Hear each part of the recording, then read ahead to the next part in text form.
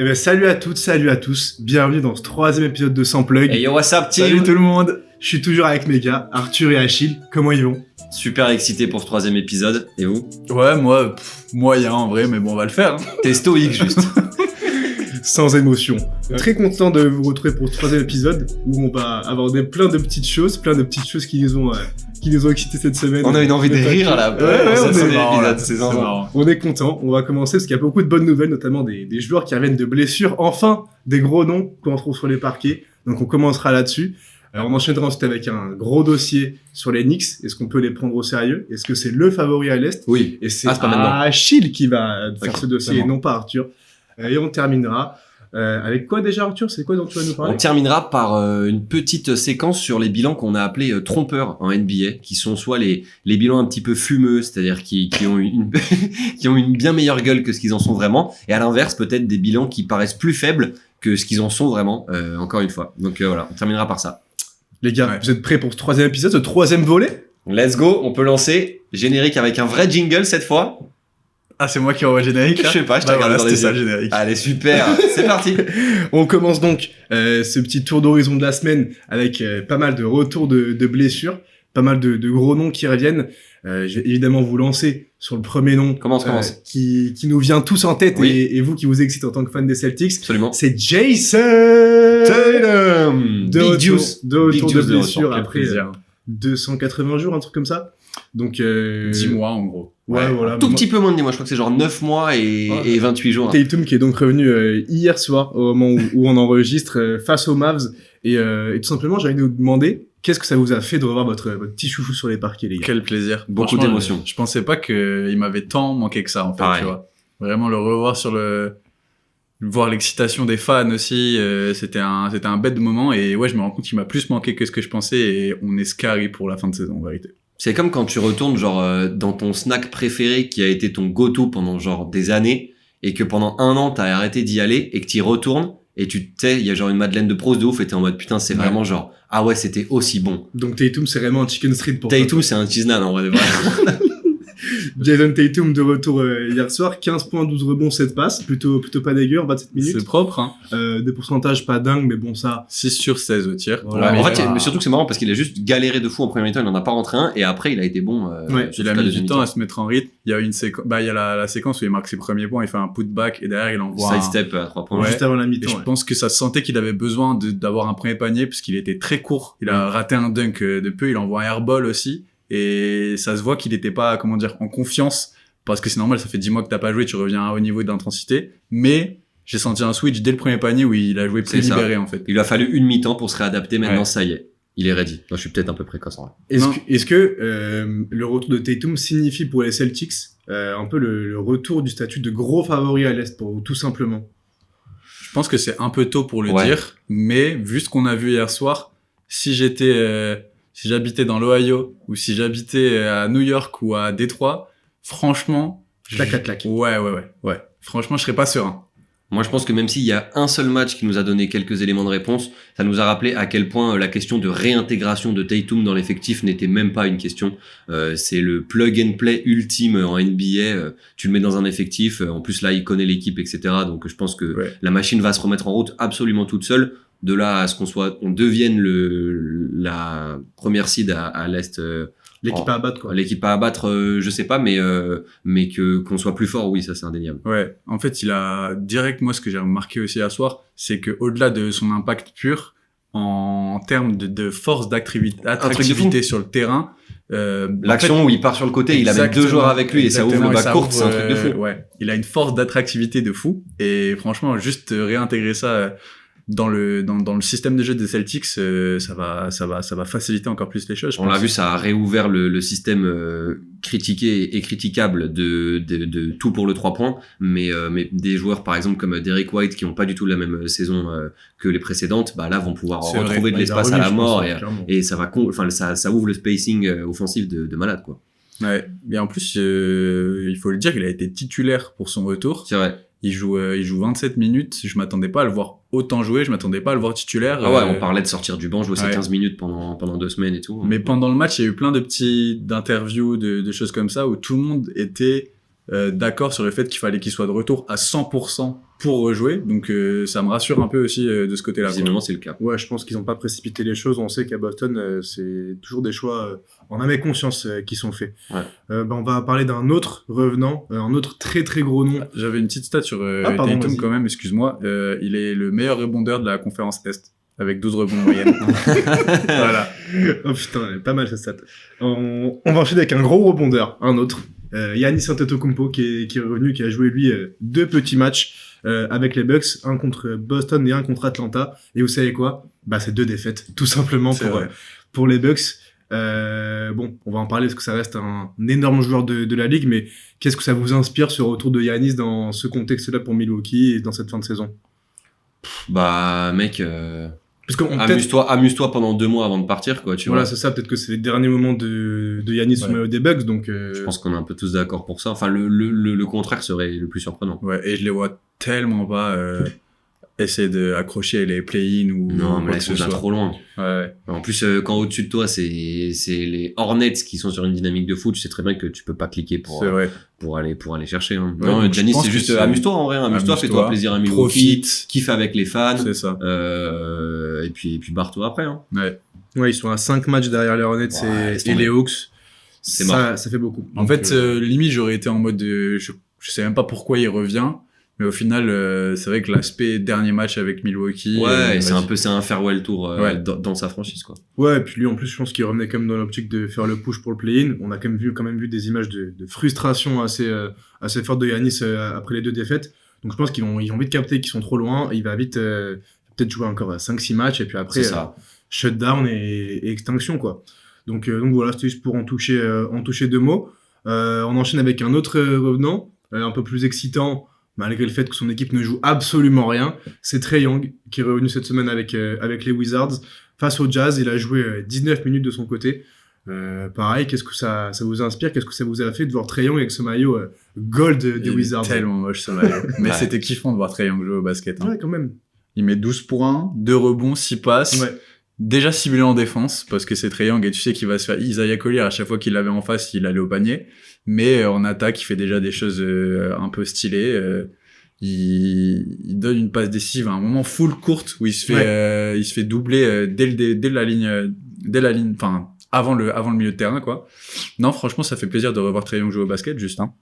Ouais, et puis en termes sportifs, je trouve que c'est cool qu'il ait déjà une petite phase d'adaptation, je suis certes d'accord. très courte, mais en mode compétitif, en match, et pas seulement aux entraînements et tout avec sa team, quoi, pour déjà avoir Les quelques automatismes et repères, tout. etc. Et que le summer camp serve vraiment de vrai tremplin et pas juste de base pour lui et son nouvel effectif, puisque en vrai les Wizards on en avait déjà parlé, mais ça risque de quand même être assez excitant dès la saison pro. Ouais, quoi. Ouais. très hâte de le voir avec Alexa. Ouais, complet. Ouais, Captain des- Roll, j'ai trop envie de le Petite voir. frustration de ne pas avoir Alexa en Ouais, fin de oui. saison avec Trae Young, mais bon. C'est pour ça, ce sera pour la saison pro. On a Bilal, Ouais. qui a déjà bénéficié d'une ou deux passes d'ess dans le premier match, notamment une où Trae Young fait passe aveugle à Bilal dans le corner free. Et Ah oui, c'est vrai, je l'ai vu. elle celle-là. est pas mal celle-là. Non, franchement, l'équipe des Wizards, tu pouvais être en mode je m'en fous de regarder cette équipe pour telle ou telle raison parce que t'as pas forcément envie. Et là, il apporte cette petite touche de folie de basket champagne dont Washington avait besoin, je pense aussi. C'est clair. Et juste par pitié, changer de maillot et de logo. C'est vrai. Ouais, tout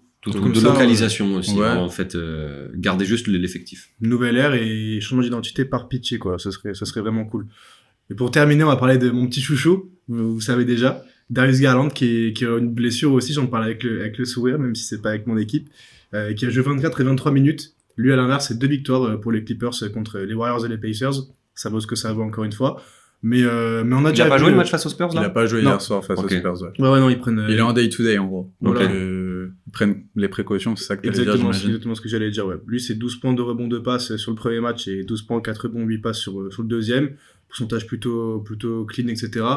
Pareil, on voit un peu les bribes de ce qu'il pourrait apporter quand il sera un peu plus en forme. Qu'est-ce que ça vous inspire, encore une fois? Toujours la même question, mais bon, qu'est-ce que vous voulez que je vous demande d'autre, hein? Lui, pour le coup, c'est des noms que t'as dit, en dehors de Tatum, évidemment, c'est celui que j'ai le plus hâte de voir reprendre Plus d'enjeux, quoi, aussi. dans son équipe limite, parce que si ça Il va joue être, encore un truc, déjà. Ouais, et puis la place qu'il va avoir dans cet effectif-là va être super intéressante, et il y a un côté, je sais pas, il est encore début de sa carrière enfin au début on se comprend et je pense que il aura à cœur de vraiment carry un peu les Clippers sur son dos à plein de moments de la saison prochaine. Donc moi j'ai très hâte de Darius Garland avec le maillot des Clippers sur une saison complète. Je pense qu'il va faire fermer pas mal de bouches sur son niveau en tout cas. Ouais, faut espérer. Je l'ai trouvé vraiment en manque de rythme sur le premier match, un peu en dedans, hésitant avec son basket et tout. Sur le second, je l'ai trouvé beaucoup plus libéré déjà. Clairement.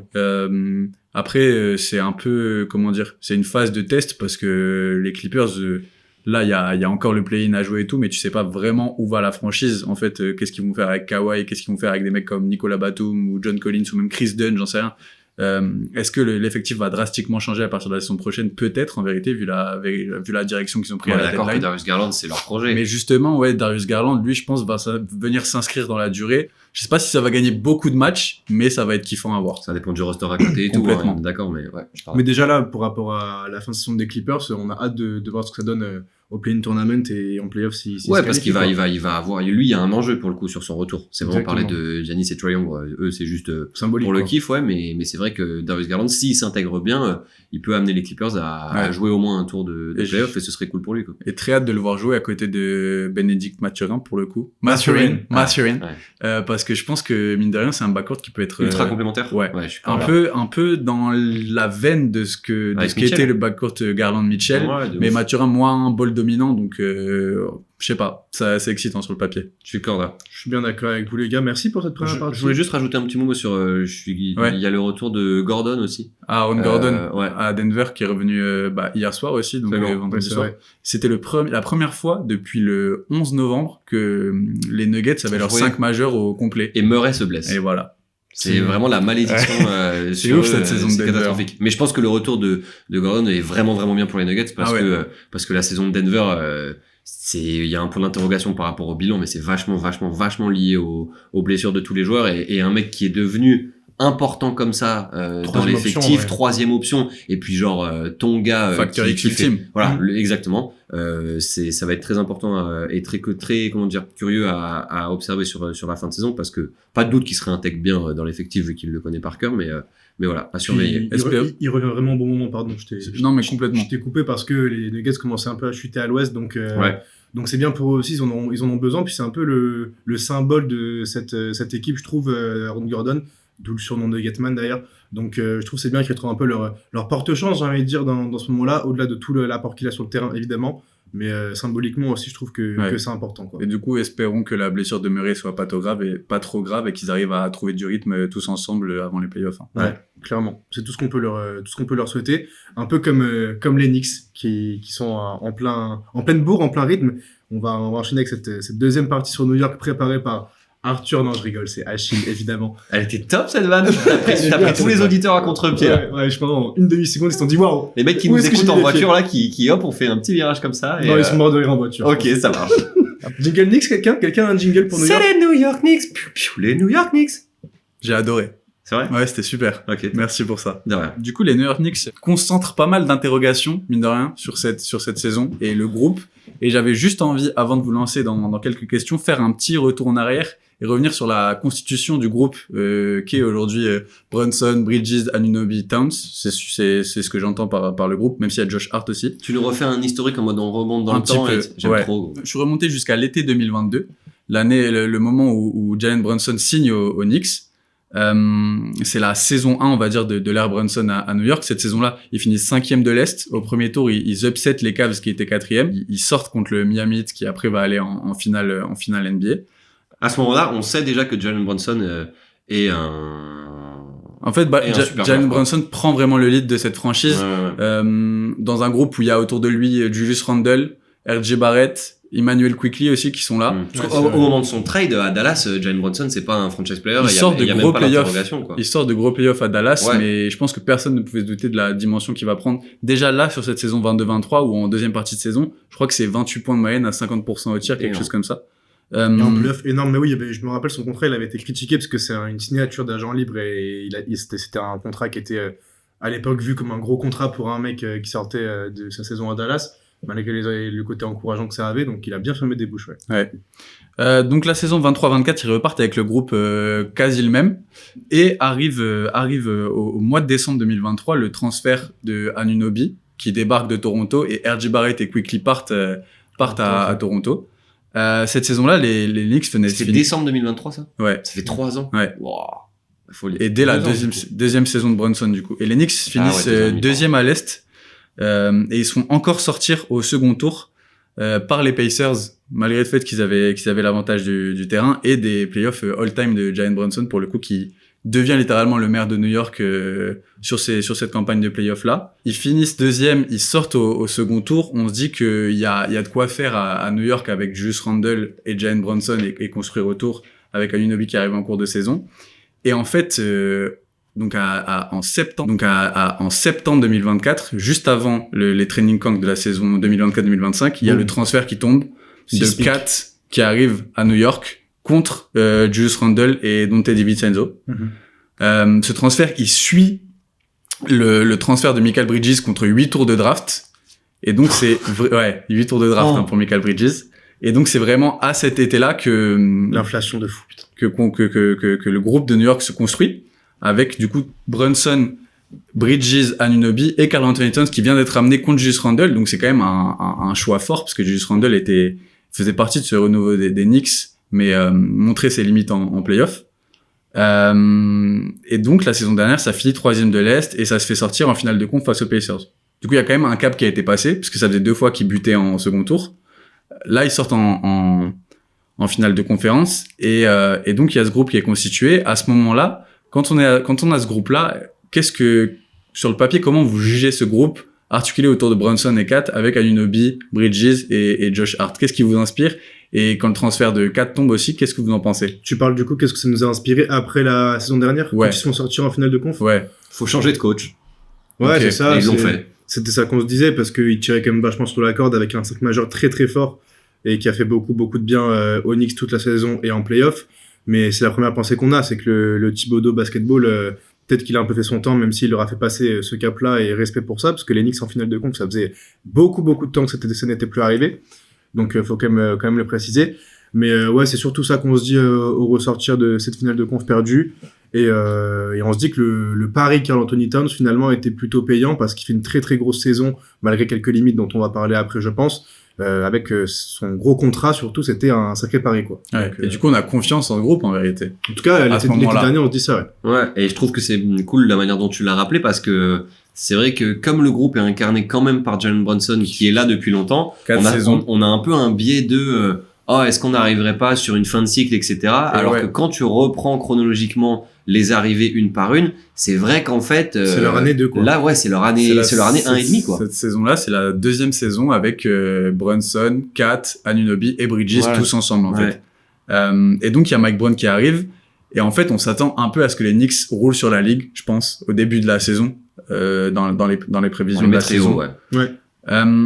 Est-ce que avec ce qui se passe dans la saison et le début de saison, est-ce qu'on n'a pas été un peu, j'ai envie de dire, sévère avec ces Knicks-là, parce qu'ils sont pas là où on les attendait, mais ils sont quand même 3e attaque, 7e défense. Aujourd'hui, ils ont un bilan de 41-23, et pourtant, j'ai l'impression qu'il y a eu très rapidement beaucoup de doutes et d'interrogations par rapport à New York. Il y a 2 saisons en une, les Knicks. T'as un début de saison, mise en route, donc à cheval, mais quand même un peu de positif, etc. Mais on voyait déjà un peu des problèmes défensifs, surtout en début de saison. Après, en fait, il y a un premier cap négatif qui est marqué, où ils enchaînent une super mauvaise période qui commence au match du Nouvel An 2026. Le match face aux Spurs qui perdent. Rappelez-vous, c'est le match où Julian Champagny fait un match de malade mental, où il met 11-3 points, etc. Et à partir de là, t'enchaînes un mois de janvier. J'ai noté le truc, tu fais 2 victoires pour 9 défaites. Okay. Donc tu fais un mois de janvier dans sa quasi-totalité catastrophique. Et après, à partir de février, série de victoires, tu réenchaînes 9 victoires d'affilée. Ouais. Donc en fait, il y a eu les critiques qui étaient émises à ce moment-là, qui étaient à mon sens totalement légitimes, puisqu'il y a des aspects sportifs qui étaient catastrophiques. Mais on se rappelle qu'il y a eu la réunion des joueurs qui ont dit il y a eu et de la communication externe et j'imagine interne il faut qu'on se reprenne en main. Derrière, ça a recliqué, ça a enchaîné une bonne série de matchs. Et depuis notamment le All-Star Break, il y a quand même une équipe des Knicks qui est bien différente en tout cas dans la manière dont elle joue, de celle qu'on avait vue en début de saison. Donc, je sais plus quelle était ta question de base, mais je pense que ça s'observe en 2 temps, quoi. Moi, ce que je pense et comment je le vois, je suis assez d'accord avec ce que tu dis, bien sûr, parce que c'est comme ça que ça s'est passé dans les dernières semaines. Mais faut pas oublier aussi, du coup, avant le début de saison, les gens ont peut-être avec des attentes extrêmement hautes, proches de l'excellence pour des Knicks qui devaient rouler sur une conférence Est un peu...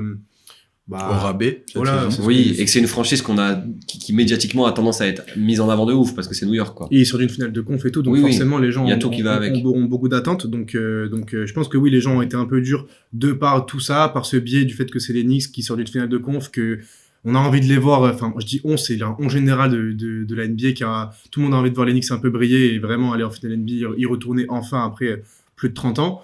Maintenant, faut pas oublier qu'entre octobre et janvier, il y a aussi beaucoup de matchs qui ont été joués et que cette période-là, il y a eu de très bonnes choses. Ouais. Et il y a eu de courant alternatif, les Knicks. Et voilà, c'est ça en fait, c'est ça a toujours été ce truc-là de série de victoires, série de défaites, et puis après sur 10 matchs, t'es en 6-4 ou, en 7-3. ou en 4-6, tu vois. C'est un peu ça leur saison, donc c'est particulier, mais des équipes comme ça qui font des régulières coup-ci, coup-ça, avec des séries négatives, des séries positives, on l'a déjà vu, ça peut aller loin. Donc, je pense qu'il faut pas être dans les conclusions avec ces Knicks-là. Et on l'a vu sur les dernières années, que ce soit l'année dernière, dans leur année 1 dans ce projet-là, ou même avant, c'est une équipe qui est quand même un peu différente en playoff et qui est beaucoup plus dure à bouger sur des séries.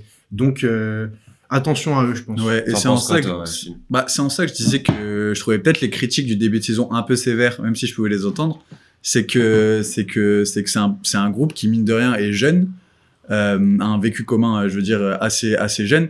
Et avec des joueurs, notamment Brunson et Kat, qui sont des forts joueurs offensifs. Donc c'est pas forcément quelque chose qui est facile à articuler. D'autant plus qu'il y a un nouveau coach qui est arrivé.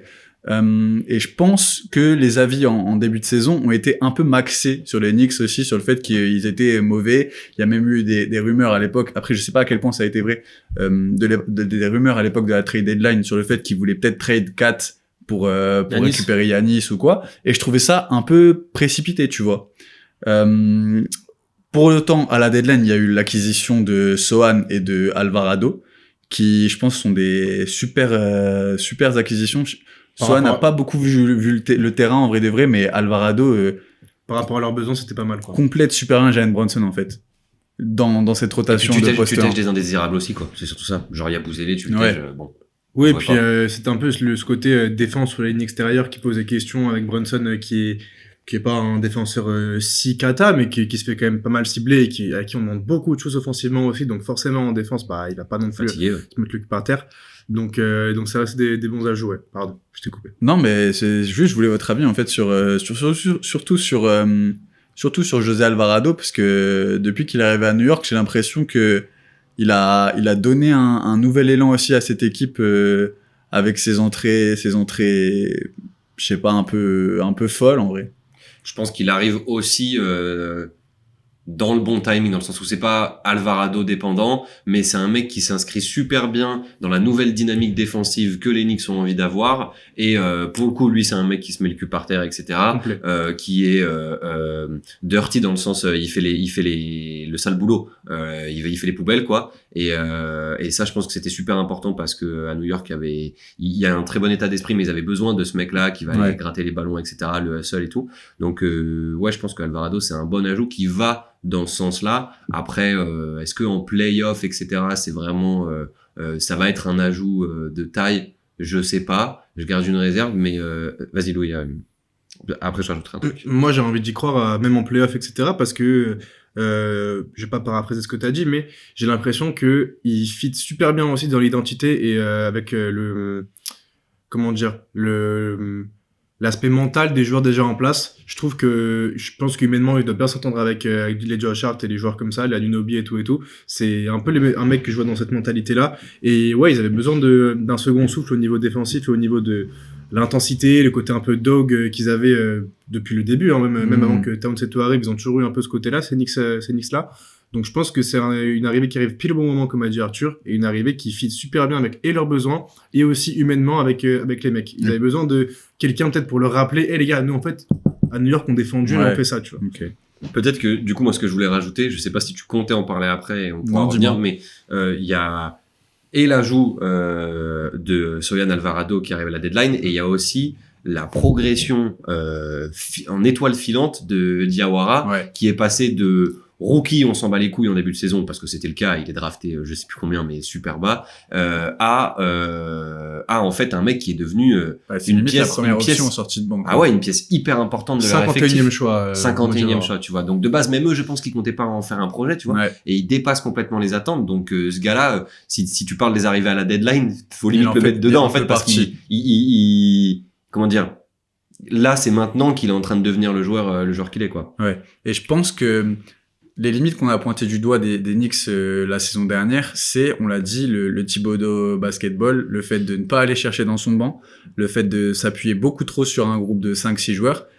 Et j'ai l'impression que ce qui leur a manqué en début de saison et ce qu'ils sont en train de trouver, et ce qui fait partie de cette nouvelle dynamique de saison, c'est qu'il y a des mecs qui sortent du banc et qui arrivent enfin à être impactants. Là où Gershon n'y arrivait pas, là où Jordan Clarkson n'existe même plus, en fait, tu te retrouves avec un Alvarado et un Mo Diawara en Qui sortie de prennent banc. ses minutes. T'as un punch de Ouais. malade et je trouve ça encourageant parce que Chamet aussi, je trouve pas mal sorti dedans. Landry Shamet, c'est vrai, en sortie de banc est super bon. Et je trouve que c'est 3 joueurs qui peuvent tous avoir un moment ou un autre, un match en playoff Je suis d'accord. qui le font basculer, tu vois. Avec des shoots, avec des actions bien senties. Ouais, moi j'y Euh, crois. Le match d'Alvarado qui rentre et qui impacte tout de suite dans le Ouais. troisième quart et tout, et qui se fait switch le momentum, j'y crois de fou. Et Diawara, putain, on lui souhaite, ce serait dingue Ça serait fou. qu'il ait ce rôle-là, mais en vrai, j'ai aussi envie d'y croire, tu vois.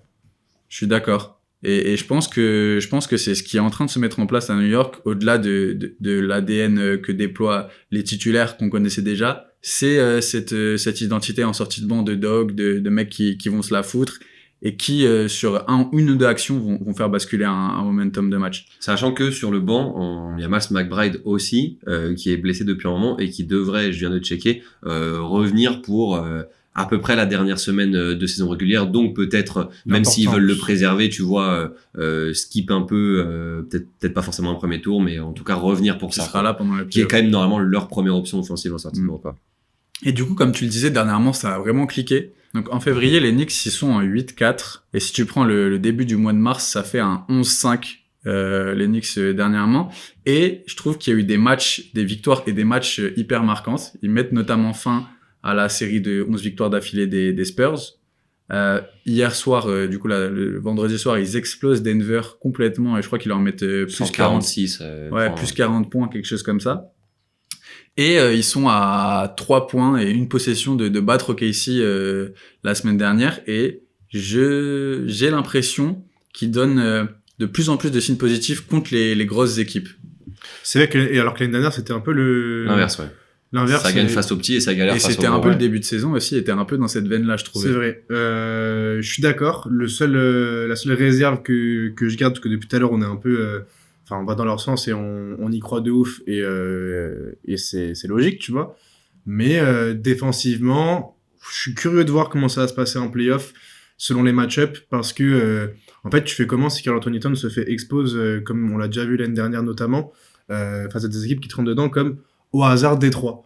Tu fais comment en fait tu le mets sur le banc et tu t'en passes en attaque alors qu'il est hyper important dans leur système offensif. C'est ça, un peu Sachant ça, que moi, ma réserve. c'est une réserve totalement légitime, je trouve, parce que autant en défense, depuis que ça a cliqué, les Knicks sont la meilleure équipe de NBA défensivement, c'est une vraie stat. Depuis le 16 janvier, ils ont le premier defensive rating, donc c'est que défensivement ça a marché, mais on parle de saison régulière et à voir en playoff comment ça se passe, parce que les Pistons c'est un très bon exemple.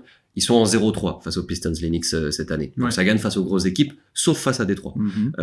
Et c'est vrai que même s'ils ont l'impression, ils donnent l'impression d'avoir trouvé un meilleur mécanisme défensif où ça switch un peu mieux et où Karl Anthony Towns peut-être est moins expose et mieux utilisé de ce côté-là du terrain. C'est vrai qu'en playoff, sur demi-terrain uniquement, où le mec peut être complètement ciblé par des gars qui vont être physiques, etc., c'est à voir. Et puis il y a une dizaine de jours quand Cleveland joue les Knicks là-bas là, à Cleveland, il les muselle complètement offensivement dans le troisième quart-temps. Et du coup, les Knicks ne font plus rien du tout, en fait. Ils n'arrivent pas à stopper l'attaque des Cavs. Et derrière, ils marquent plus un panier pendant super longtemps. Ils s'en remettent à du talent offensif parce qu'ils en ont beaucoup pour rester je dirais c'est dans le match, c'est au lieu d'être à moins 18, d'être à moins 11, quoi. Donc c'est ça, en fait, je suis très curieux de voir comment ça se passe quand la balle bouge un peu moins en attaque et que il y a 3-4 possessions vides et quand de l'autre côté en défense, t'arrives pas à stopper les vagues un peu adverses, quoi. Et Après, c'est le cas pour toutes les équipes, mais les Knicks particulièrement. Mais en fait, du coup, pour moi, c'est presque un truc dont on a l'impression qu'il faudrait qu'ils se détachent de ça pour que les Knicks deviennent l'équipe qu'on a envie de voir en mode ultra dominatrice à l'Est et qui du coup gagne tout en playoff. Mais en fait, j'ai l'impression que faut le réfléchir à l'envers et ce sera jamais cette équipe. Et c'est une équipe de laborieux et où en fait, c'est comme ça qu'ils jouent. Ouais. Et c'est dans un truc d'état d'esprit et que en fait des Knicks qui remportent la totalité de leur match en mettant des blowouts comme ce que les Pistons ont pu faire cette saison, ça existe pas. Mais eux, ils ont besoin d'avoir cette adversité là et ils ont besoin d'être bons en défense quand ils sont nuls en attaque et ça parce que tu parlais. Je pense qu'ils ont même besoin d'être pris de haut un peu en fait. De ouf, pour se révéler, tu vois. Et tu parlais de la défense, Achille, enfin des gros matchs, face aux grosses équipes. Ils ont quand même Spurs, Thunder et Nuggets. Ils ont tenu les Spurs à 89 points et le Thunder et les Nuggets à 103 points. Ils ont quand même deux attaques très ultra efficaces. Ouais. Donc il y a quand même un truc qui a changé dans à minima l'état d'esprit, quoi. Mais comme tu l'as dit, Achille, ce côté qu'ils aiment bien être pris de haut, c'est ça aussi un peu le challenge qu'ils ont cette année, encore plus que l'année dernière où ça avait déjà un peu changé avec les ajouts de l'été d'avant. C'est ce côté. Ils étaient très très forts quand ils étaient vus en tant qu'underdogs. Là maintenant, ils sont vus comme l'équipe qui doit sortir de l'Est. Donc qu'est-ce que ça change pour eux ? Est-ce que là, avec leur nouvelle dynamique, ils l'ont enfin assumé et ils prennent ça en mode... Mais en même temps, je trouve que la nouvelle dynamique, elle est pas ultra mise en avant médiatiquement, en tout cas côté États-Unis. On n'a pas remis... je pense que maintenant, les Pistons attirent tellement les caméras qu'il y a en plus le retour de Tatum avec Boston que je trouve. Il y a Tatum qui revient, qui est une bonne James Harden qui est arrivé au Cavs et tout.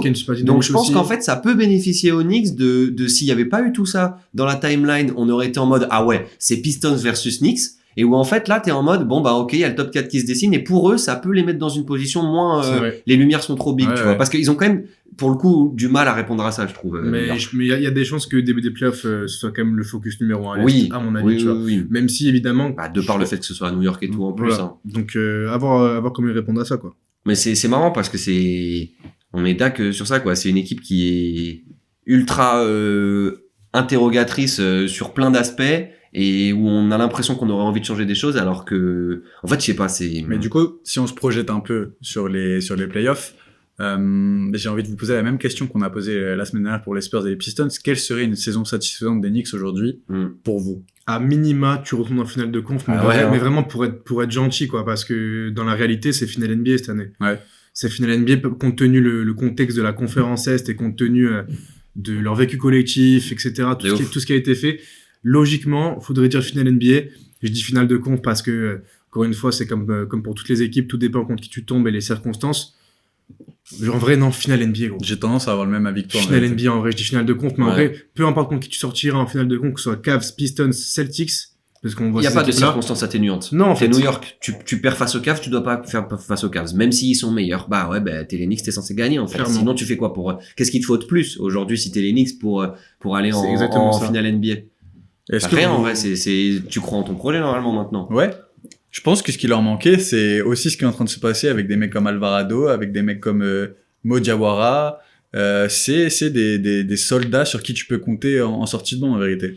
Et je pense que si on parle de la défense, par exemple, et de moments où ça peut nous faire douter, j'ai l'impression que c'est des mecs qui peuvent avoir l'impact défensif en sortie de banc et pour autant pas être des poids morts en attaque, qui, si Kat se fait cibler, pourrait faire oublier le fait que Kat est sur le banc à un moment. Dans ce cas-là, t'as l'interrogation de Mitchell Robinson, toujours pareil, à quel niveau il est, à quel état de forme, parce que ce mec-là, et puis peut-être le facteur X. Pour moi, c'est le facteur X de l'équipe, de New York. Donc, c'est un peu sur lui que les séries peuvent basculer aussi, quoi. Parce que ce côté-là des Knicks qui rentrent dans les gens, mais qui aiment pas trop se faire rentrer dedans non plus, Mitchell Robinson est un peu la réponse à ça, tu vois, notamment dans la match face aux Pistons, on l'a vu l'année dernière, ça a pu être un peu compliqué pour Towns par moment, malgré le fait qu'il mette des gros tirs de l'autre côté du terrain et il a fait une belle série, tu vois, mais j'attends de voir dans ce défi physique comment ça va se passer et comment ça va se passer à ce niveau-là, quoi. Surtout qu'en plus sur tes affrontements directs que tu risques d'avoir, en tout cas si on en croit les probabilités, en demi de conf, ça y est, tu tapes soit les Celtics soit les Cavs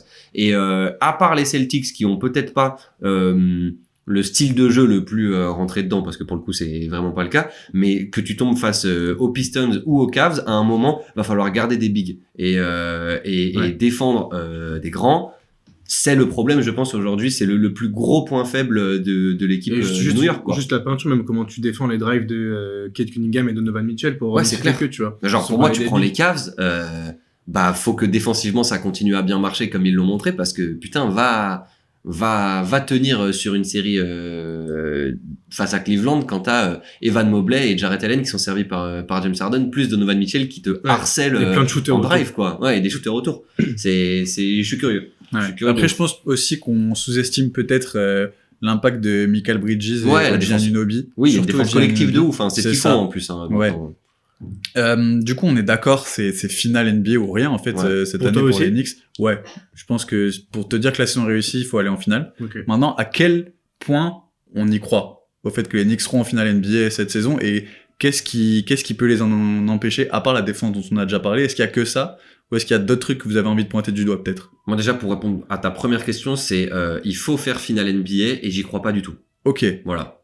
Ok. Pourquoi? Pourtant, ça joue bien, et il y a même d'autres arguments qui vont en leur faveur, comme la suite du calendrier qui est super facile pour eux. Vraiment, ils ont un des pires calendriers. À part, ça finit par, en plus, ça finit par 3 matchs un peu test entre guillemets, et test. Encore, c'est un grand mot. Ils finissent par Celtics, Raptors et Hornets. Ce que je veux dire, c'est que c'est des équipes haut placées à l'est, pardon.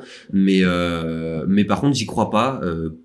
Pour les raisons défensives qu'on a citées, et pour les raisons pour moi, les dynamiques des autres équipes à côté, et c'est débile de dire ça, mais le storytelling qui va avec, je visualise plus en tout cas dans la projection les Knicks ou les Celtics et aussi les Pistons aller au-dessus, quoi. Les Cavs, tu veux le dire.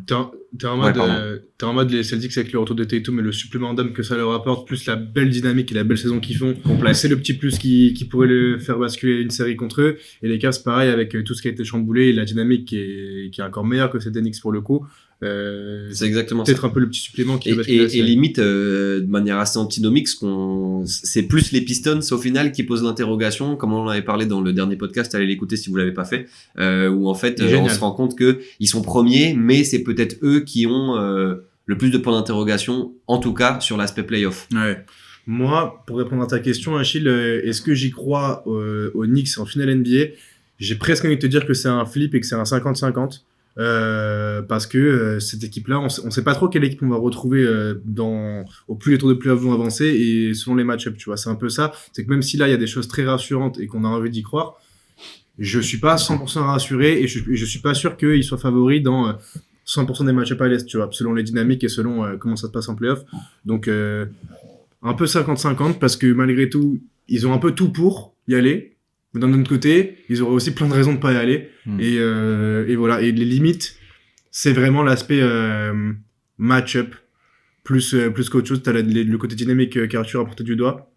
Le côté match-up aussi me fait poser beaucoup de questions. Parce que tu disais Achille, défense collective, etc. Nunobi, Mikal Bridges, je suis d'accord, mais à un moment en playoff, quand t'as un mec en face qui est bon, tu lui mets un gars dessus. Et si t'as pas le dog à lui mettre dessus pour défendre... Anunoby, c'est qui? Ouais, tu lui mets, mais si du coup le gars derrière, ouais, Anunoby ça allait, mais c'est pas, pour moi, c'est pas non plus le mec que t'as envie d'avoir. C'est un des meilleurs défenseurs extérieurs de la NBA aujourd'hui, quand même.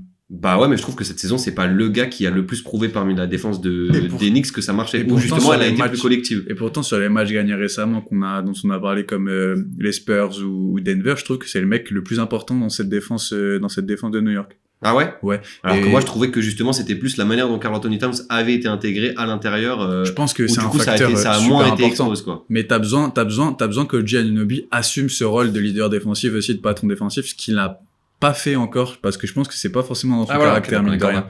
Mais, moi, je pense que les Knicks vont aller en finale NBA cette année. J'y crois énormément, en vérité. Je pense que c'est cette équipe qui va sortir de l'Est. Parce que plus ça va, et plus j'ai l'impression qu'ils sont en train de se trouver, en fait. On l'a dit, ils ont du mal à enchaîner les victoires. Bah là, ils ont le calendrier pour. Le calendrier pour enchaîner les victoires. Ah, là, normalement, il y a un monde où du coup ça finit, même si les Boston a une petite avance, il y a un monde où ça finit devant Boston, les Knicks, parce que c'est très proche en termes de bilan et en termes de strength of schedule, pour reprendre ton terme favori. Les Boston, c'est très compliqué, là où les Knicks, c'est vraiment, vraiment, vraiment très facile. Ok. Moi, j'ai juste une petite question. Là, en termes de match-up dans le top 4, vous les voyez favoris face à qui et outsiders face à qui? Très bonne question. Mais moi, je crois que je les vois favoris face à tout le monde. En vérité. En théorie, ouais. Hein. C'est pour ça que je pense qu'ils vont aller en finale NBA, parce que je pense qu'ils Sur vont... le papier, ils sont censés être favoris face à tout le monde. Aujourd'hui, oui, mais À après, part Cleveland, je pense, pour moi. En théorie, oui, mais après, si jamais tu joues Cleveland ou les Celtics en finale de conf selon qui finit où, et que les deux Et équipes... comment ça s'est passé avant? Voilà, en fait, c'est surtout ça qui va déterminer pour moi s'ils seront favoris à ce moment-là, parce que c'est à ce Oui. moment-là qu'on jugera s'ils sont favoris ou non. Et Mais encore en une gros- fois, le côté favori en playoff, on sait aussi que c'est à ses limites, tu vois. Donc, Mais en gros, sur le papier, favori face aux Pistons, oui ou non? Oui, Oui, sur le papier, oui. Ok. Face aux Celtics, pour moi, oui. même avec le retour de Tatum? Même avec le retour de Tatum, je pense que cette saison, les Knicks sont au-dessus des Ça fait sens. En Celtics. vrai, quand tu regardes juste le Sur- roster, Sur le papier, oui, en plus, t'es tu, censé tu, dire oui. tu les as sortis l'année dernière dans des circonstances Complètement. différentes et tout, mais t'as quand même fait 2 matchs là-bas que tu gagnes avec Tatum et tout, donc... et face à Cleveland? Oui, pour moi, ils sont favoris. Ah, moi, c'est là où je mets plus l'interrogation, quand même. Moi, je me pose la question et je trouve que c'est compliqué de répondre à la question aujourd'hui, tant on n'a pas assez vu de choses malgré tout. Ok, et je te mets dans une situation. situation compliquée, faut répondre. Ouais. Ah, bah... Wow. Non, je dirais quand même oui, parce que théoriquement, oui. Je Ok. pense qu'on oublie quand même Théoriquement. que l'année dernière, ils se prennent le run d'Haliburton et des Pacers, qui est quand même quelque chose de complètement irréel Ah ouais. en termes de run de playoff. Et ils sont à ça d'aller en finale NBA, mine de rien.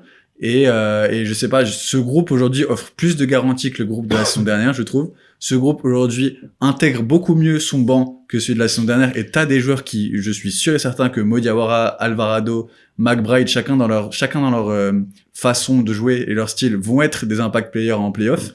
Et en Là, fait, tu l'as ta rotation à 8-9. Hein. Mais malgré le fait qu'ils incluent plus le banc, ce qui est un truc hyper important en playoff et pour être champion NBA, malgré ça, est-ce que tu les vois vraiment meilleurs que l'année dernière? je les vois meilleurs que l'année dernière, Ok. les Knicks. Moi, j'en suis pas certain en vrai. Je les vois Ça, meilleurs truc, que l'année dernière. Malgré tout ce qu'on a dit, je suis pas certain de ça. J'attends de voir. En Ouais. termes de bilan, en tout cas, je pense qu'ils le seront. Par Ouais, mais rapport je à les vois pas l'année forcément meilleurs que l'année dernière numériquement. C'est pas forcément Moi, ça je qui parle pas de ça non m'intéresse. plus. Je parle Mais plus en tant qu'équipe Mais c'est moi qui fais se mes stats. connaît. Comment? Non, je rigole. À quel point ils font peur en playoff, c'est ça, et à quel point ils sont forts dans les moments qui comptent en playoff, comme ils l'ont été l'année dernière, malgré le parcours compliqué, etc. Premier tour contre les Pistons accroché, deuxième tour contre Boston qui était accroché aussi malgré tout, et c'est cette finale de conf qui passe pas grand chose contre Indiana. Bah, je me pose vraiment la question de cette année, est-ce que dans les moments qui comptent en playoff, dans les fins de match hyper serrés, où les séries basculent, est-ce qu'ils seront encore plus forts que l'année dernière? Je suis pas sûr. On T'as verra. pas forcément besoin de plus fort que l'année dernière. Mais après, tu peux quand même compter sur Jalen Brunson. Moi, je pense qu'il faut être plus fort que l'année dernière pour aller en finale NBA. En tout cas, répondez-nous dans les commentaires, savoir si vous voyez les Knicks sortir de finale de conf ou est-ce que vous pensez qu'ils sont meilleurs que la saison dernière. En tout cas, répondez à toutes les questions qu'on a posées et dans des commentaires séparés. Comme ça fait plus de chiffres.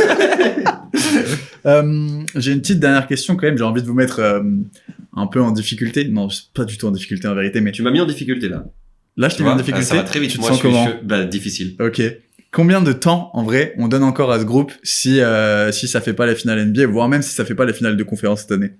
Ben moi, je pense que si ça tenait à moi, je leur donnerais encore jusqu'à l'année d'après. Je pense que ce sera pas le cas. À mon avis, si là, ça fait pas finale NBA et pas finale de conf, mais finale NBA, il y a je dis pas que l'effectif pète, Ouais. mais je pense que cet été ou à la deadline prochaine maximum, il y a une grosse pièce qui change, en tout cas une pièce du 5, ce qui resterait du coup un gros move pour les Knicks. Moi, je pense que ça bouge aussi si ça va pas en finale NBA. Soit tu revires ton coach un an Déjà seulement après.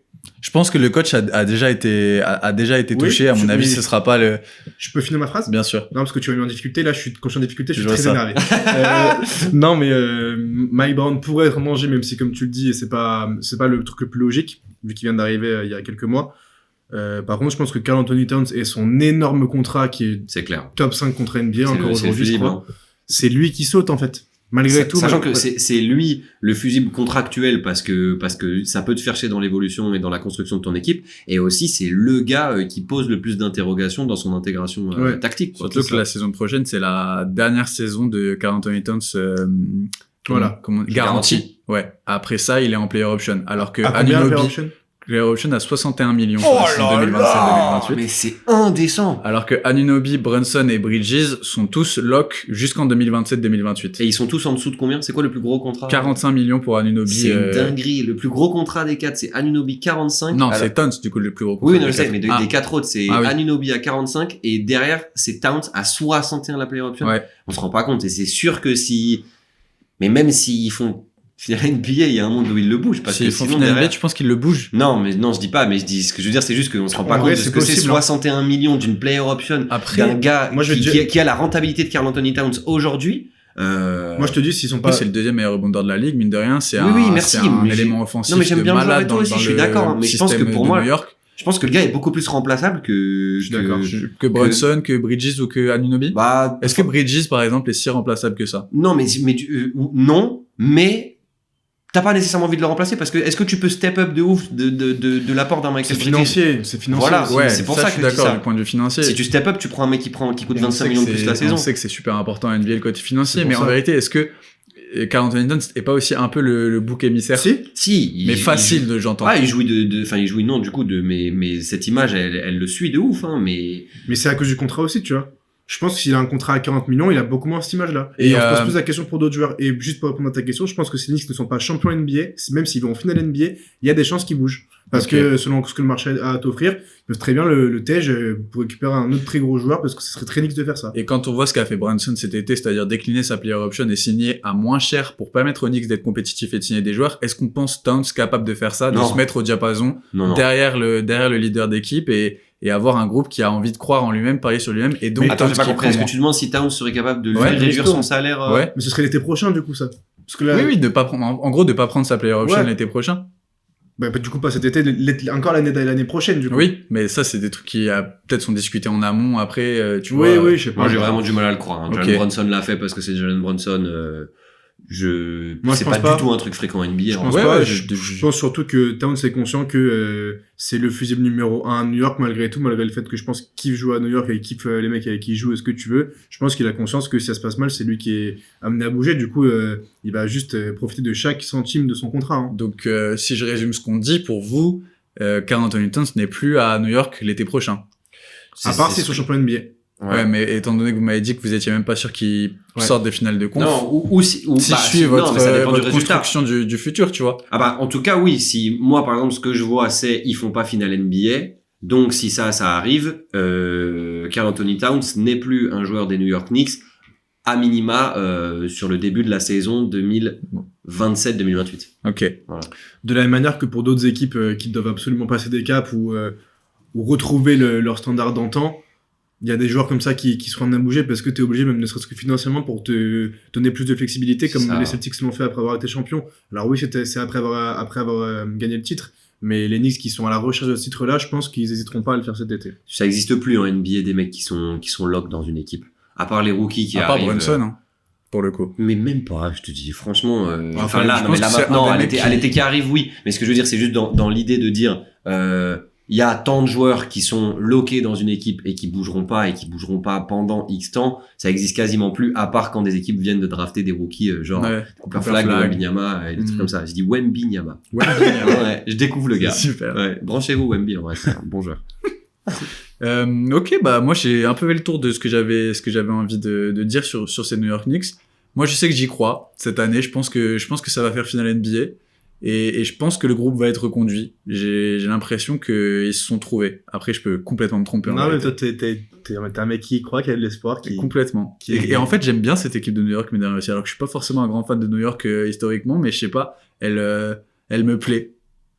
Ça me plaît, ça me plaît. Sextry Clef à Madison Square Garden sera en first row d'ailleurs au playoff. Il a réservé son site à côté de Spike Lee. Branchez-vous, Six Street Club, c'est notre rappeur préféré à tous les trois. Quel petit bâtard, ce mec. Voilà pour ce segment sur les New York Knicks. Je pense qu'on a un peu partagé. Il y en a qui y croient et certains pensent que ça va faire pchit cette saison. Je vais laisser la main à Louis qui va nous parler des bilans trompeurs. C'est Ouais. bon. C'est Je Arthur. vais laisser la main à Arthur. Décidément, c'est... On est bien rodés pour cette émission. On C'est un- était trop excités, mais pas assez concentrés, je C'est crois. vrai. C'est pas grave, c'est un pilote de toute façon. Non Non, Ah, je crois qu'il va merde. sortir. Ouais, celui-là. ouais, c'est le troisième en plus. Ouais. Hein. Ouais, il y en a déjà Ah deux. ouais, hein, il y T'as en a- pas suivi? Non Mais abonne-toi, on a un compte Instagram en plus. Ouais, abonne-toi à Ah bon Artus aussi d'ailleurs, parce qu'il partage Mais lui, beaucoup. je suis depuis longtemps, Ouais, frère. c'est pour Tu ça. rigoles ou quoi Arthus. Je vais laisser la main à Arthur, Et qui donc, va nous Arthus. parler des bilans trompeurs. On va démasquer un peu. Genre les bilans qui sont un peu infidèles, quoi. Oui. Effectivement, les gars, je voulais vous parler des bilans trompeurs en NBA. Parce que comme chaque année, on est vachement happé et intéressé par tout le côté numérique de la NBA, cette ligue de statistiques et de chiffres mis en opposition les uns aux autres. Comment tu dis chiffre Chiffres avec un gros chi. Et je pense que cette année, d'autant plus, de par les conjonctures des deux conférences, à l'Est où c'est très faible et à l'Ouest où c'est très stack en termes de niveau. Je te coupe la parole dans 20 secondes pour juste dire un truc. Dans la conférence S qui est très faible, entre guillemets, le top 10 est en positif. Ouais, je sais. Première fois depuis je ne sais pas combien de temps, alors qu'à l'Ouest, c'est pas le cas. Ah ouais, Voilà. c'est oui. pas le cas, ouais. Ouais, et c'est vrai qu'avant, à l'Est, tu pouvais être à 0,40% de victoire et quand même accrocher Just la deuxième saying. place. Après, Just pour saying. le coup, je pense aussi que le très fort de l'Ouest est largement au-dessus du très fort de l'Est. Genre les top 3-4, y a pas photo à mon avis. Mais bon, c'est un avis. Ah, qui- tu vois, moi, je suis pas... Moi Moi, je non pense plus, que je le suis pas mid, sûr. oui. Genre, Le justement, mid. le 4-7... Alors là, le 4-7 de l'Ouest détruit le 4-7 de l'Est, mais si tu prends les trois premiers et les trois à côté, je suis pas... Ah je ouais. sais pas, ouais. Ça, c'est Ok. un freestyle auquel je souscris, moi. Complètement. Je suis d'accord avec Genre, Arthur. pour toi, OKC... C'est un vrai débat, attends. Ouais. Ah, pour moi, le top 3... OKC, Spurs, Wolves, c'est pas forcément au-dessus de Pistons, Celtics, Knicks. C'est même. au-dessus. Ah, Non, quand oui, même. c'est Ah, au-dessus. gros. Mais c'est pas genre indébattable, tu vois. Non Oh. C'est pas indébattable. Surtout Non, si je pense si pas. t'ajoutes les Cavs dans l'équation qui sont à une victoire de la troisième place. Voilà, et que du coup, tu prends le top 4 et que tu rajoutes les Rockets, typiquement. Ouais, je je peux veux dire, en capter. comparaison. Je peux capter. Après, si tu prends... Et tu vois, je pense que c'est marrant parce que c'est vraiment le 3 qui est... le top 3 qui, du coup, peut être hyper biaisé parce que si après, tu repars en top 2 et que tu prends genre OKC Spurs et... Pistons, et Celtics. Pistons Celtics ou Pistons Knicks, s'ils reviennent, tu vois, bah, je pense que... Même les Wolves et les Knicks, en vrai, hein, je sais pas, hein, les Wolves et les Celtics, ou je sais pas. Pour moi, J'ai c'est vraiment l'impression que le top Moi, est c'est quand assez même plus even, fort. genre c'est genre Je suis d'accord. 55-45, tu vois. C'est vraiment des équipes élites dans tous les cas, en fait. Ouais, je peux entendre. Genre, c'est que des équipes qu'on peut dire, si tu dis ils sont contenders cette année, t'es en mode ouais, et c'est pas Ouais. genre l'un plus que Mais l'autre. après, d'un côté, il y a quand même des Pistons qu'on n'attendait pas à ce niveau, des Celtics qui viennent de séparer de leur groupe champion et des Knicks qui répondent pas aux attentes, alors que de l'autre, Alors là, mais c'est qui- Spurs mais- qu'on mais- n'attendait mais- pas à ce niveau. C'est vrai. Qui ont quand même des bilans de ouf. ouais, Genre, non, c'est vrai. donc, en fait, c'est juste ce côté l'Est pue la merde et tout et tout. C'est un peu un truc qui se répand, et etc., avec lequel je suis de moins en moins En d'accord. fait, c'était réalité, vrai, tu il y vois. a un moment, c'est de moins en moins vrai, ça, pour le coup. Moi, je suis c'est encore réel. quand même assez dac avec Oui, mais cette phrase faut doser un peu, juste. sur le bottom, quoi. On Ouais. l'avait fait quand on parlait des play-in. C'est vrai que la gueule du play-in de l'Est et la gueule du Voilà, play-in de c'est l'Ouest, ça. ça fait pas la même envie, Oui, quoi. oui. Mais si tu prends juste non les top 6, top 8, je suis désolé, ça reste des équipes qui se regardent dans les jeux. Le top 6, je suis corda. Pour moi, ça s'arrête après, en fait. C'est ton top 6, ça va, mais après, le 8, 9, 10, il est un peu différent. Enfin bref, voilà, on a un peu digressé. C'est un autre débat, donnez-nous votre Vas-y, votre avis en vas-y. commentaire. Je voulais vous parler du coup des bilans trompeurs. Je les ai triés par deux catégories. Les bilans trompeurs dans le sens où est-ce que ce serait pas un peu plus beau qu'en réalité ça l'est Poudre vraiment. aux yeux. Poudre aux yeux, exactement. Et de l'autre côté, est-ce qu'en vrai ils sont pas un peu meilleurs que ceux dont ils ont l'air? T'as pas d'appellation pour ça?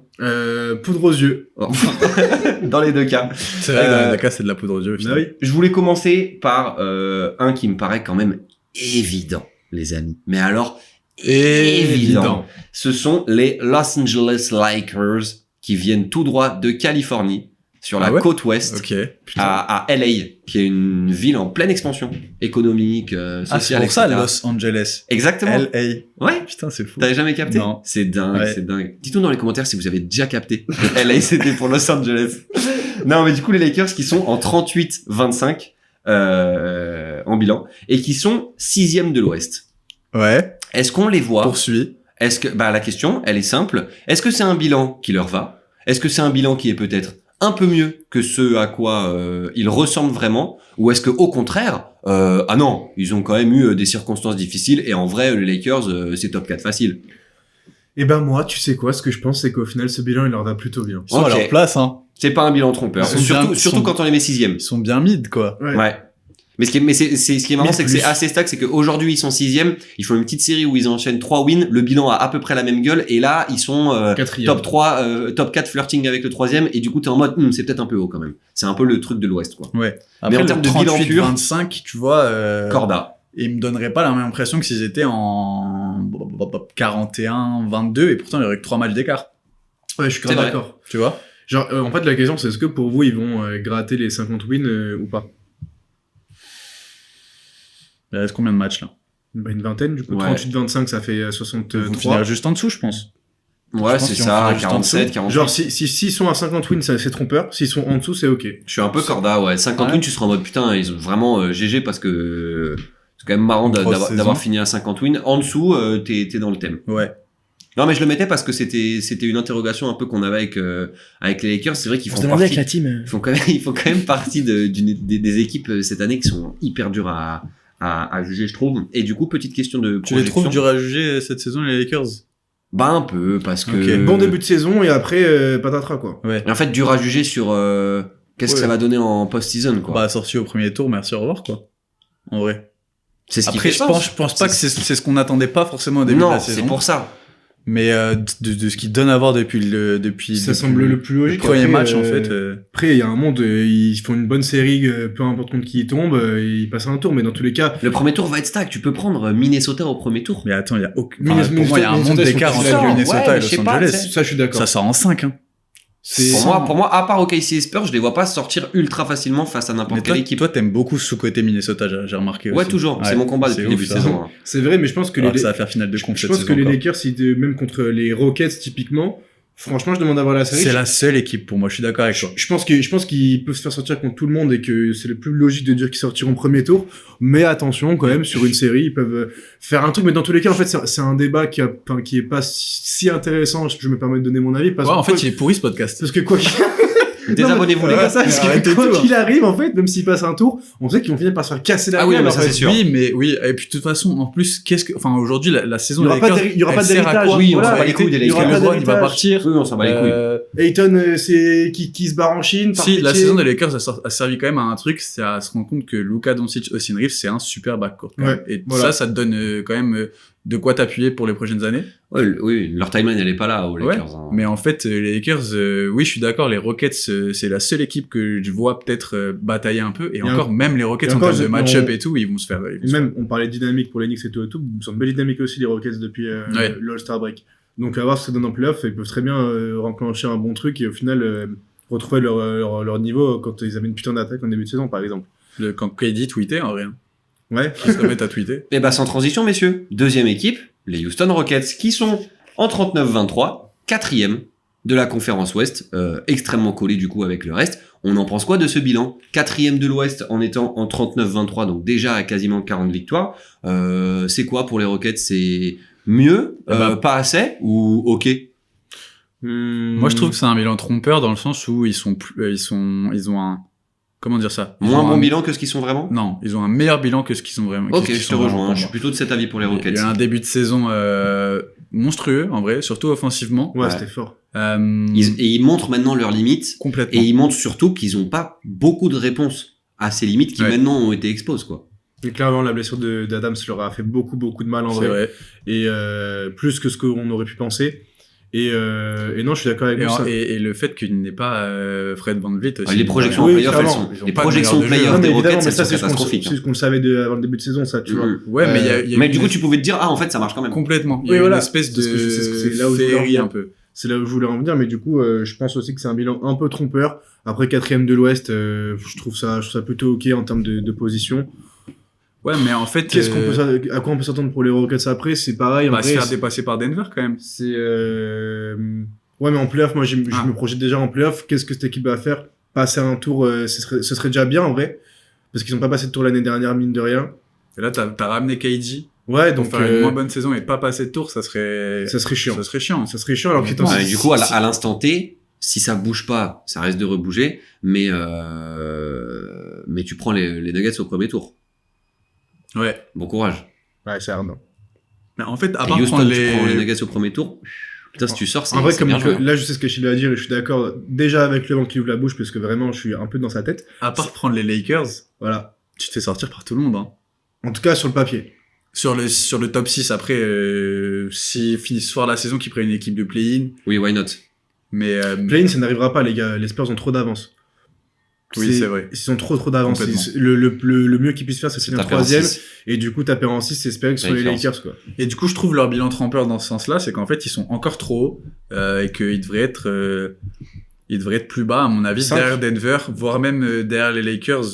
Après, Ça se tape. Ouais, ça se tape. Genre 5 ou 6, quoi. Mais je suis d'accord avec toi. Mais je pense qu'on pourra vraiment juger les Rockets qu'à partir de la saison prochaine avec Fred VanVleet aussi, à mon avis. Ça va changer beaucoup de choses, même dans les responsabilités offensives qu'a Amen Thompson. Je pense qu'aujourd'hui, Amen Thompson a encore un costume trop grand pour ce qu'il est vraiment comme joueur. Et est-ce que, en cas de déception en playoff, et par déception, j'entends une sortie au premier tour, est-ce que Emile Doka pourrait être en danger, quand même? Parce qu'il y a quand même des murmures de ça, hein. Il y a quand même des joueurs. Moi, ça m'étonnerait pas. Pour moi, qui c'est semblent quasi assez, le premier fusible que j'ai en tête à Houston, ce serait Emile Doka parce que il a redonné quand même une identité à cette équipe et que maintenant, ça arriverait dans une timeline qu'on a vu dans plein d'équipes de, c'est bon, tu les as remis sur le bon chemin, Moi, ça rejoue bien, on a fait les ajouts qui vont autour. Maintenant, si on veut aller en trouve playoff, quand même- on prend quelqu'un d'autre. Je le trouve quand même un peu dur parce Non, que, non, mais mine de rien, c'est sans une question, hein. sans Steven Adams, sans Fred VanVleet, il a réussi à mettre une motion offense en place qui est assez bluffante. Animation offensive Au pour début, les bilingues. Ouais. Au début de la saison, je suis désolé, là, leur attaque, moi, quand je regarde les Rockets, je trouve ça, enfin, à regarder en attaque, je trouve ça Oui, chiant. parce gros. qu'en fait, l'effectif, il a des limites aussi, tu Ouais, vois. mais voilà, mais je dis pas que c'est la faute de Udoka, je te dis juste que, dans ce que murmurent les insiders côté Rockets, etc., c'est que si ça passe pas de tour de playoff, je serais pas surpris qu'ils sortent. Je te dis pas que ça serait légitime et que moi je suis dans ce train-là, je te dis juste que je pense qu'on n'est pas à l'abri. Pour moi, si ça passe pas un tour de playoff, ça va pas trop bouger, à mon avis. Je pense que tu gardes ton 5-6 super fort, et qu'après, par contre, il y a des ajustements à faire en termes de role player autour de ces mecs-là. Oui, ça, je suis d'accord. Mais j'aimerais beaucoup voir ce groupe-là avec Fred VanVleet qui revient. On le verra, je pense. ouais. Comme tu dis, je pense pas qu'ils vont toucher trop le noyau. Et du coup, Ou pour alors KD se barre. C'est Et- possible aussi. Et du coup, pour prendre juste la troisième équipe de ce trio complètement stack à l'ouest, les Denver Nuggets en 39-25. Donc vraiment, c'est even hein, entre Houston, Denver et les Lakers. Les places sont complètement interchangeables. On les place où Denver. En fait, d'ailleurs, si on devait faire une hiérarchie aujourd'hui de ces trois équipes, pas nécessairement de comment elles vont finir, mais en termes de niveau réel, Denver, Houston, Lakers, c'est dans quel ordre? Dans Parce ce que c'est dans ordre-là. l'ordre que je viens de dire. Ouais. Ouais, je pense aussi. Ouais. C'est dans cet ordre-là, mais après, Denver a un bilan menteur dans le sens où ils sont plus forts que ce que leur bilan laisse entendre. Houston a un bilan menteur dans le sens où ils sont moins forts, je trouve, que ce que leur bilan Et laisse les Lakers entendre. sont Là où là où les ils doivent Lakers être. sont à leur place. Ouais. Ouais, je suis Disons d'accord. que les Denver, c'est vrai que si on avait vu une saison complète, en tout Ils cas ont complète pas sur le livré. papier, même avec quelques petites blessures, mais s'il y avait eu vraiment une meilleure, comment dire, Continuité déjà, Ouais. ils ont pas de continuité pendant toute la saison Ouais, c'est ça. et peut-être pendant les 2 premiers mois, ils étaient de top 2 de la conférence Ouest, plutôt bien installés quand il y avait C'est clair. déjà quelques blessures, mais ça allait pas d'être trop important Ouais. ou trop long. Même quand ils ont intégré Peyton Watson et que ça a cliqué, il s'est blessé. Ils sont maudits cette saison. Ouais. mais d'ailleurs, je dis que c'est interchangeable entre 4, 5 et 6, mais en réalité, Minnesota, qui certes a une meilleure dynamique et qu'on a en tout cas vraiment du mal à voir glisser, Ouais. n'est 4 ou 5. qu'à une victoire au-dessus, en réalité. 4 ou 5, moi je trouverais pas ça déconnant. Pardon. Donc par exemple, Denver pourrait remonter même si Jamal Murray s'est blessé. Donc ça va encore être super intéressant Et toute tension, cette partie-là de Tension la conférence que, Ouest. ouais, si Denver finit 6 et qu'ils chopent les Wolves au premier tour, c'est pas la même chanson que si tu chopes les Lakers ou, Ah ouais, non, ou je suis les d'accord. Rockets, tu vois. Donc, et je pense que les Nuggets vont réfléchir à ça parce qu'ils sont trop expérimentés pour pas faire ce genre de petits calculs. Mais et même sans parler de calcul, juste pour pas essayer d'avoir une dynamique très très bonne et ascendante avant le début des playoffs. On sait que c'est hyper important et ils le savent peut-être mieux que personne à l'Ouest. Donc voilà. Les Nuggets, on est curieux de voir jusqu'à la fin de saison. Mais clairement, il faut éviter Minnesota, je pense. Ok. Voilà. Minnesota qui est vraiment l'épouvantail un peu hein, pour beaucoup d'équipes. Hein. On Ouais. sait qu'en termes de C'est ce qu'on match-up, dit. t'as pas envie de jouer face C'est à ce eux. qu'on disait pour les Spurs aussi la semaine dernière. En tout cas, c'est ce que Achille défendait pour les Spurs la semaine dernière. Et Minnesota, comme tu viens de le dire, personne ne veut les jouer en vrai. Personne. Et même question un peu que pour les Rockets et les Lakers, imaginons que les Nuggets ne passent pas un tour de playoff ou en tout cas soient complètement en deçà des attentes. Est-ce que vous pensez qu'il y aurait des mouvements dans l'équipe? Non, parce qu'ils ont quand même pas mal bougé l'été dernier. T'as Ouais. quand même déjà bougé Michael Porter Jr. pour ajouter Cam Johnson. les Cam Johnson, signer Tim Hardaway, faire revenir Bruce Brown, etc. Ouais. Je pense que non, parce que je pense qu'ils croient réellement en ce groupe-là. Et que blessure cette saison Voilà, aussi. donc je pense pas que l'équipe changerait tant que ça. Peut-être que David Edelman pourrait être en danger par Peut-être. contre. C'est possible, parce que en fait, ce mec-là, on sait pas trop comment le juger, hein, mine de rien. Ouais. Je suis d'accord. Pour être clair, genre, on sait que c'est une bonne équipe, mais qui tourne un peu tout seul, parce que t'as un mec qui gère un peu l'attaque de toute l'équipe. Tout passe par lui, et enfin pas que. Évidemment, Murray fait une super saison, il y a beaucoup de bons joueurs, et on voit très bien ce que je veux dire quand je dis ça, je pense. Donc Adelman, attention à lui, si ça passe pas tour de playoff, il peut sauter. L'homme d'Adèle. Personne ne répondit, je pensais que t'allais rebondir, mais... Non, j'ai essayé, t'as vu dans mon regard, j'ai essayé de Ouais, faire tu cherchais un J'ai peu. rien eu, absolument rien. Le Adelman. vide intersidéral. Adelman, juste Rich Paul en vrai. J'ai pas compris. Mais putain, les gars, Adèle, la chanteuse, elle sort avec Rich Paul. Ah bah, j'étais pas au courant de cette Putain. info people, ma foi. Dites-nous en commentaire si vous étiez au courant. Cette info people. Dans l'autre sens, les bilans un petit peu trompeurs, mais qui sont pas trompeurs parce qu'ils sont mieux que ce qui peut apparaître, mais qu'en réalité ils sont moins bien que ce qu'ils sont vraiment. Dites-moi en commentaire si vous avez compris. Moi, j'ai je pas voulais vous compris. poser la question. On reste à l'ouest et après on ira peut-être un peu à l'est. Quand même donner du buzz à cette conférence. Les Clippers, ils sont en 30-32, ils sont en négatif. Et ils sont 9e de l'Ouest. On les imagine comment par rapport à leur niveau réel? Parce qu'ils ont quand même montré que récemment, les Clippers, ça savait jouer au basket, non? Soit à leur place, non? Moi, je les mets quand même un petit peu en dessous de ce qu'ils sont vraiment. Moi aussi. Parce que ils ont, pour le coup, je pense que quand on dit bilan trompeur, c'est le plus vrai parce que mécaniquement leur bilan est trompeur vu qu'ils ont fait un début de saison qui Aucun cas. mathématiquement était catastrophique. Ouais, Et aucun que même cas. si t'avais chopé un peu plus de victoires et que ça aurait quand même été un mauvais début de saison, aujourd'hui tu serais à l'équilibre ou plus. Là, t'es en négatif. T'es les Clippers, t'es en négatif. Ouais, T'es- il En vrai, je vois ce que tu Trompeur veux dans dire, ce sens, mais tu est vois. au caca le début de saison, ouais. Ouais, tu veux le dire. j'ai l'impression qu'ils avaient réenclenché une dynamique qui a complètement été brisée par la trade deadline aussi, quoi. C'est en ça que je dis qu'ils sont à leur place au final, c'est que est-ce qu'on peut ça attendre joue bien Ouais, depuis moi, la- je suis depuis la là- je dis deadline, pas hein. que ça, je dis pas que ça joue pas bien, mais est-ce qu'on peut attendre mieux de ce groupe en termes de bilan en fait? Bah oui, parce qu'en fait, même après la trade deadline, au final, ils ont continué à gagner des matchs et qu'ils ont battu des bonnes équipes après ça. J'ai pas le calendrier sous les yeux. Et Arthur va chercher parce qu'il aime trop chercher ces infos-là, mais les Clippers, après la trade deadline, ont gagné des matchs Ouais. accrochés grâce à un Kawhi de fou et grâce à, pas que, grâce à juste En gros, c'est une équipe qui peut battre tout le monde et être battue par tout le monde, donc qui est à l'équilibre au final. Ouais, mais qu'il est plus quoi, mis de plus. Strength, Strength of schedule. difficulté de calendrier, juste devant les Knicks. 26e. Donc Donc ils ont un bon calendrier pour finir la saison. voilà, ça prend 2 fois les Calendrier Mavs. abordable. Par exemple, 2 fois les Mavs, 2 fois les Pels, 2 fois les Kings, pour Mais donner deux- un simple exemple. Ouais. Mais 2 fois les Mavs, ces Clippers-là, ils peuvent très bien perdre un match contre les Mavs et en gagner un autre, tu vois. Oui, mais Mais tu vois comme, ce que je veux comme dire. là, j'ai le calendrier un peu sous les yeux. Là, ils peuvent très bien aussi taper les Raptors ou même les Wolves, tu vois. Qui sont mis en équipe forte. Ils ont battu les Wolves d'ailleurs. Ils peuvent battre il y tout a le pas monde longtemps, et je être crois. battu par tout le monde. C'était Au un peu final, ce que tu tu te dis. rapproches d'un bilan dans l'équilibre. Donc, pour Je toi- me suis répété en vérité. Donc pour toi, Clippers, c'est là où ça doit être. Pour moi, Clippers, ça va finir à 50% de victoire et ce sera juste le bilan qu'il faut en vérité. Ok. Pour toi, c'est un peu plus bas que ce qu'on Ouais, imagine vraiment. franchement, en termes de niveau réel, encore une Moi, fois, je te parce rejoins que- aussi. parce Et que- bouh, parce que- Achille, bouh, on n'est pas d'accord, on est 2 contre 1. Parce qu'il y a le côté bilan où, oui, factuellement, si tu peux battre plein de gens et perdre contre plein de gens, tu peux être à 50% et c'est pas déconnant, mais en termes de niveau réel, par contre, désolé, mais je les vois un peu plus haut que ce que leur bilan laisse à penser, tout simplement. En miroir, ceux qui sont à l'équilibre à l'Est, la franchise préférée Aquilo. d'Achille, C'est bon, ça. en tout cas la franchise la mieux gérée de la ligue. Non, c'est pas ce que j'ai dit. Bah si. Non. C'était quoi Il a t'as J'ai pas- dit que c'était un des projets les plus cohérents de la ligue. T'as dit le non, projet. t'as dit le projet le plus cohérent de la conférence Est. Mais de reconstruction, j'entendais. Oh là là. Le projet de reconstruction le plus cohérent de la Oh, il ligue, est frileux. c'était ça. Il est C'était frileux, ça t'as la vu Il n'y tech. avait pas ces termes-là. C'était- C'était Ouais, le c'est projet de reconstruction le plus cohérent de la C'est ligue. dommage qu'on l'ait pas Avant enregistré le quand début on de la parlait de saison. ça. Parce Non, que, les gars. Il ment. Notamment parce qu'ils avaient drafté Con Knuppel et N'hésitez j'étais pas à aller visionnaire. harceler Achille J'étais dans tellement ses heureux. DM Insta et dire ouh, sale menteur, ouh, sale menteur. D'ailleurs, on a changé d'avis depuis la semaine dernière sur le débat Roy. Bah moi j'ai pas changé d'avis, hein. Con Knuppel va être le rookie de l'année en Ok, vérité. ok. Non, moi je reste sur Cooper Flag parce qu'on va pas changer d'avis au bout de 2 semaines et qu'on n'est pas des petites là. Ouais, t'as raison. Et surtout que la saison n'est pas finie donc on verra. Ouais. Les Et qu'il gars, peut encore on- poser des super boosts comme il a posé hier soir au TD Garden, Cooper Flag. Les gars, on dévie. On dévie. Qui a posé la question sur le Rookie of the C'est Year toi, je Non, crois. non, non, c'est pas moi. Les Hornets. Les C'est Hornets, Artus qui a posé la question, je crois. les Hornets, on se situe comment? Parce que du coup, on est en 30-30, on est 10 de l'Est.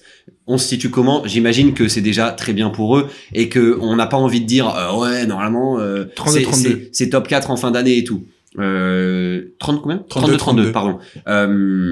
Donc ce que je veux dire, c'est pas nécessairement par rapport au bilan à proprement parler, c'est plus une question de quand on observe la dynamique et le vrai niveau de cette équipe aujourd'hui dans le top 10 de conférence Est, les Hornets, ils sont pas 10e. Yeah, I mean... Le gars en conf de presse d'après match. non, je pense que les Hornets, leur niveau réel est au-dessus de la 10e place et au-dessus d'un bilan à 50%. Vu ce qu'ils nous montrent maintenant, le match au TD Garden, justement là, il y a 2-3 jours, m'a vraiment bluffé pour La le coup. mixtape de la Melo Ball sur ce match-là, Ouais. est vraiment Très fort. Et je pense que Charlotte, qu'est-ce que je voulais dire? Ouais, là, en gros, de façon très pragmatique, ils peuvent passer devant les Hawks qui sont en 32-31, pardon. Ils sont à 3 matchs du Heat. Qui est sur 4 victoires d'affilée, le Heat, mine de rien, en low-key, donc pas sûr qu'ils montent jusqu'à la 8e ou 7e place, les Hornets, mais je pense qu'ils vont aller chercher les Hawks, par contre, et que du coup, ça les mettrait dans une position un peu plus préférable pour sortir du play-in, ce qui serait déjà très beau, juste sortir du play-in, c'est l'objectif principal, donc ouais. J'ai pas vraiment répondu à la question, je crois, j'ai l'impression. Si, en gros, ma question, c'était pas nécessairement sur le bilan, c'était plus de se dire, si on considère que le bilan est égal à le niveau. ton niveau, Ouais. aujourd'hui les Hornets ne sont pas la 10e meilleure puissance de Aujourd'hui, l'Est. les Hornets ils sont limite meilleurs que Atlanta et Orlando, quoi. Tu vois. les mets juste derrière Philly, en gros. En fait, c'est Philly, ça. Tu peux Toronto. discuter avec Miami. Voilà, Voilà. exactement ce que tu voulais dire. C'est une équipe top 8. Ouais. C'est ce range-là, ouais, clairement. Ça joue Ok. le top 8, ouais, complètement. Mais ils sont partis tellement loin et leur run en ce moment est tellement impressionnant aussi. Ça dit quoi au niveau de la strength of schedule? Alors écoute, ils sont 14e, donc on est vraiment even. Even. Mais ce qui va être cool, c'est qu'il y a des super tests pour eux. Il y a 2 matchs face aux Celtics, 2 matchs face aux Knicks, 2 matchs face aux Suns, qui sont vraiment très intéressants, et un face aux Wolves. Suns qui doivent absolument gagner parce qu'ils étaient sur une dynamique un peu cata là récemment avec la blessure de Booker qui est revenu. C'est vrai. Donc, Et tu joues aussi du coup les Pistons, les Spurs et les Wolves une fois. Donc Très il y a intéressant. des matchs tests qui vont être hyper intéressants pour Charlotte, qui peuvent les mettre à la fois dans une position comptable intéressante et puis dans une position mentale Ouais. et de confiance d'équipe ultra intéressante si leur objectif, et je pense qu'aujourd'hui c'est le cas, est d'aller en playoff. Ouais. Superbe. Est-ce que vous avez, vous les gars, une équipe en tête comme ça qui vous vient? Vous êtes en mode je les aurais pas forcément imaginé aussi haut ou aussi bas. Moi je sais par exemple, je ne vais pas nécessairement poser la question, mais les Raptors, c'est quand même compliqué à juger. Aujourd'hui les Raptors sont top 5 de la conférence. ouais. Faut se rendre compte de ce que c'est être top Ouais. 5, tu vois. Genre c'est J'ai l'impression que c'est à peu près leur niveau par rapport au bilan, etc. Mine de rien.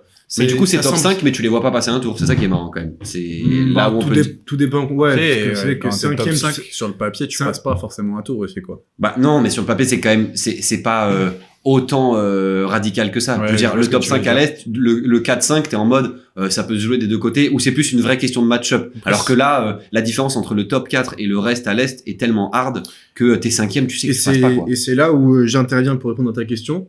Philadelphie. Ouais, les Sixers qui sont 6e malgré une saison tronquée par des blessures, par des suspensions et par beaucoup de changements de statut. Et je pense que cette équipe-là au complet, on l'a très peu vu parce que Paul George il a été suspendu assez rapidement, mais C'est le Minnesota de l'Est? ouais, Avec oui, une bien valeur sûr, différente. Quand même. Oui, mais Mais t'as pas envie de les prendre. voilà, T'es dans le top 4, C'est l'équipe que que t'as je le moins envie de prendre d'en bas, c'est eux peut-être, ou les Hornets. c'est eux, Pour moi, c'est quand même Philly, il y a Moi, je plus préfère prendre d'expérience et tout. Toronto que. Ah, pas moi. Je sais pas si je préfère pas prendre les Sixers que Toronto en vrai de vrai. Ah non, moi non. Mais peut-être je max. Ah, Bah, non, je sais moi, pas, non. je trouve que les Raptors, Les Raptors, c'est- moi je trouve c'est- ont une bonne gueule d'équipe qui t'upset alors que tu t'y attends pas du Ah, tout. mais il y a quand même plus d'inconnus en playoff que sur des Sixers avec un Tyrese Maxey qui est toujours trop fort en playoff et avec des joueurs expérimentés mélangés avec des jeunes, tu vois. Ouais, Malgré je t'entends. tout. Sur le papier, le roster a plus de compétitivité en tout cas. Paul George revient juste avant le début des playoffs et Paul George avait trouvé un peu son rôle. Donc, De compétitivité dans le sens mecs qui ont prouvé qu'ils savaient aller Ah oui, en si, je suis playoff quand désolé. même. Il y a personne aux Raptors qui est allé loin et qui a fait des trucs importants à part.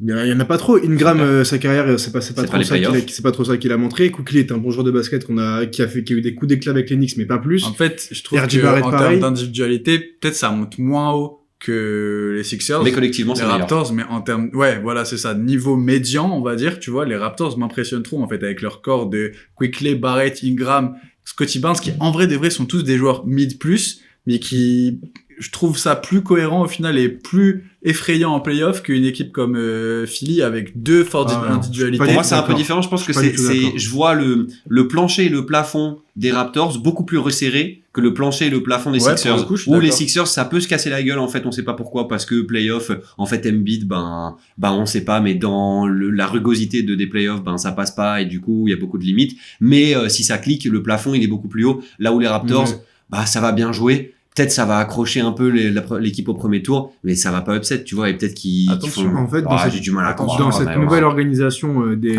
Sixers, je pense que l'effectif est quand même déjà plus expérimenté et mieux équilibré que les Raptors, où t'as quand même beaucoup de profils similaires, et c'est une équipe de régulière qui fait chier plein de gens. Ils vont faire chier des gens en playoff, certes, mais je pense que les Sixers, même sans parler d'individualité, juste comme on a construit le 5 majeur, puis le banc, c'est vraiment trop chiant à jouer en playoff. C'est typiquement le genre d'équipes qui sont relous en playoff, avec un clair leader trop fort en playoff sur les postes extérieurs, un pivot qui est extrêmement fort et qui va dans ce nouveau rôle sûrement avoir moins de pression et faire un peu plus mal à l'adversaire, et à côté des vétérans et des jeunes qui cohabitent bien, que ce soit Kelly Oubre aussi qui va faire du bien, Paul George, Edgecombe, bref, on connaît l'effectif des Sixers, mais je pense vraiment que cet effectif-là, ouais, il est clairement plus armé pour faire chier le top 4 de l'Est, quoi. Les résultats qui corroborent complètement nos propos, puisque les affrontements Sixers versus Raptors cette saison se sont soldés par 2 victoires de chaque côté.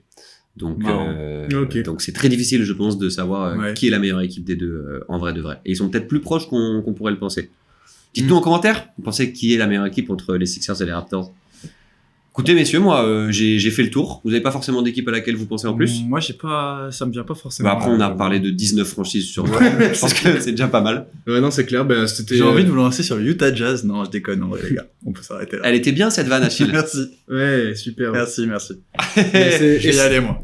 C'est là-dessus qu'on va se quitter. Pour On espère que ce troisième épisode vous a plu.